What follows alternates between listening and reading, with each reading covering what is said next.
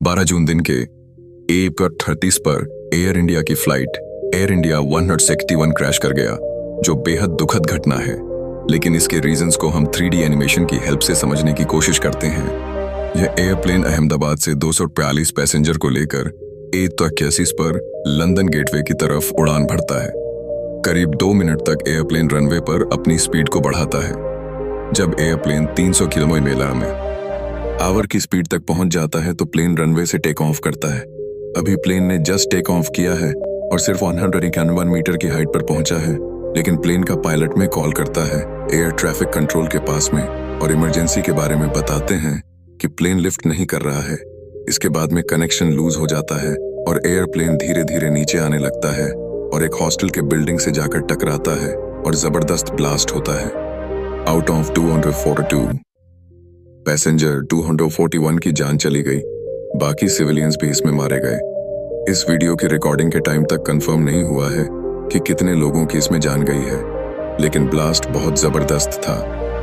Air India का Boeing 7878 dream liner airplane काफी लंबी दूरी तय करने वाला था, अहमदाबाद से लेकर लंदन गेटवे की तरफ। तो इसके अंदर फ्यूल टैंक को फुल कर दिया गया। इसके फ्यूल टैंक की कैपेसिटी लगभग 1200 लीटर की है। बेसिकली एयरक्राफ्ट का फ्यूल इसके विंग में ही भरा रहता है और विंग पर ही इंजन लगे रहते हैं। तो जब एयरक्राफ्ट ने उड़ना शुरू किया तो सिर्फ 2 ही मिनट इसने फ्यूल की खपत की और जैसे ही यह ग्राउंड पर आकर स्ट्राइक करता है तो इसमें बचा हुआ फ्यूल जबरदस्त आग पकड़ लेता है, जो एक बड़े धमाके का रीजन बनता है। अभी हमारे पास में कंफर्म न्यूज नहीं है इसके क्रैश के रीजंस की, लेकिन जब एयरप्लेन नीचे आने लगा तो लोगों ने देखा कि इसके इंजन में कहीं पर भी कोई आग नहीं लगी हुई, वह परफेक्टली काम कर रहे थे। लेकिन जब भी किसी फ्लाइट का इंजन फेल होता है तो इंजन पीछे की तरफ भयंकर आग को फेंकने लगता है, जिसको अभी हम आगे समझेंगे। लेकिन सबसे पहले हम पॉसिबल रीजंस को समझने की कोशिश करते हैं। फिलहाल जैसे एयरप्लेन रनवे पर खड़ा है, एयरप्लेन के ये विंग्स है और विंग के पीछे साइड में आप देखोगे फ्लैप्स लगे हुए हैं, जो कुछ इस तरीके से एडजस्ट होते हैं और आगे की तरफ लगे हुए स्लेट्स ये भी अपने एंगल को एडजस्ट कर सकते हैं और यही एयरक्राफ्ट को टेक ऑफ और लैंड करवाते हैं। जब इंजन स्टार्ट होता है तो यह आगे से हवा को खींचता है और पीछे की तरफ हाई स्पीड में फेंकने लगता है, जिसकी वजह से एयरक्राफ्ट को आगे की तरफ थ्रस्ट लगेगा और एयरप्लेन रनवे पर दौड़ने लगेगा। लेकिन यह जो कंडीशन है, इसमें सिर्फ इंजन की पावर से एयरप्लेन आगे बढ़ रहा है। यदि हमने फ्लैप्स और स्लेट्स को एक्टिवेट नहीं किया तो एयरप्लेन सिर्फ रनवे पर चलता रहेगा, टेक ऑफ ही नहीं कर पाएगा। लेकिन जैसे ही पायलट फ्लिप के एंगल को बढ़ाते हैं, एयरप्लेन धीरे धीरे टेक ऑफ करने लगेगा। इसके पीछे सबसे बड़ा रीजन है इनकी डिजाइन, जो एयरफॉयल मैकेनिज्म को फॉलो करती है। जैसे ये एक एयरफॉयल मैकेनिज्म है, जब हवा इससे टकराती है तो कुछ इस तरीके से आगे निकल जाती है। लेकिन जब हम इसका एंगल बढ़ाते हैं तो अब आप देखोगे कि यह एयरफॉयल के इस पॉइंट पर हवा का जो प्रेशर है वह ज्यादा लगने लगेगा और ऊपर से जो हवा जा रही है वह सीधी निकल जाएगी। तो इस पॉइंट पर एयर का जो प्रेशर है वह लो हो जाएगा और हमें अच्छे से पता है चीजें हमेशा हाई प्रेशर से लो प्रेशर की तरफ बढ़ती है। तो जैसे ही पायलट एयरप्लेन के फ्लैप और स्लेट एक्टिवेट करता है तो विंग के ऊपर की साइड में लो प्रेशर जनरेट होगा और एयरप्लेन टेक ऑन ऑफ करने लगेगा।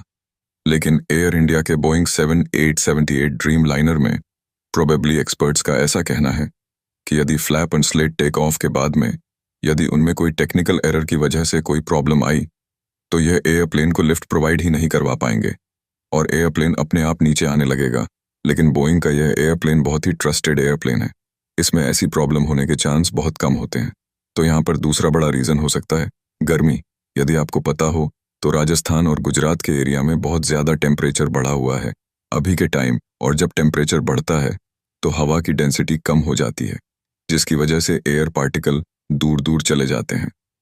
यह लंबी दूरी का विमान था तो जनरल सी बात है इसमें बहुत सारा लोड भी होगा, और यदि लोड ज्यादा हुआ ऐसी गर्मी में तो प्लेन टेक ऑफ तो कर जाएगा, लेकिन हवा की डेंसिटी की वजह से लिफ्ट प्रोवाइड नहीं करवा पाएगा। फिलहाल जैसे एकदम ठंडा मौसम है और हवा में एयर के पार्टिकल एकदम पास में है, तो इतनी हाई डेंसिटी वाले एयर पार्टिकल जब प्लेन के विंग से टकराते हैं तो ये प्लेन को अच्छा खासा ऊपर की तरफ फोर्स लगाने लगेंगे। आप इसको ऐसे समझ सकते हो कि यदि 100 किलो का कोई पत्थर है तो या तो उसको 2 आदमी मिलकर उठाएंगे या 100 आदमी मिलकर उठाएंगे। तो जनरल सी बात है, जब 100 लोग मिलकर उठाएंगे तो यही तरीका आसान रहेगा। तो यहां पर भी जब ज्यादा एयर की डेंसिटी होगी तो प्लेन आसानी से ऊपर की तरफ लिफ्ट करने लगेगा और आसमान में जाने लगेगा। लेकिन गर्मी के टाइम में जो अर्थ का सरफेस होता है वहां पर जनरली हीट ज्यादा होती है और यहाँ पर एयर के पार्टिकल्स होते हैं, वह दूर दूर होते हैं।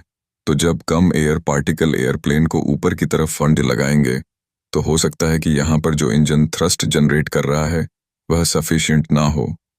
और यदि ऐसा हुआ तो इंजन यदि अपनी फुल पावर पर भी चल रहा है तो एयरप्लेन एक तो लोड और सेकंड हवा की लो डेंसिटी की वजह से धीरे धीरे नीचे आने लगेगा। इसलिए जनरली यदि आप नोटिस करोगे, इंडिया, दुबई, मैक्सिको जैसी कंट्रीज में रनवे की लंबाई ज्यादा रखी जाती है। Airplane, flaps, take off, land, wings, हवा, प्रेशर, लिफ्ट, एयर पार्टिकल, गर्मी, डेंसिटी, लोड, टेक ऑफ।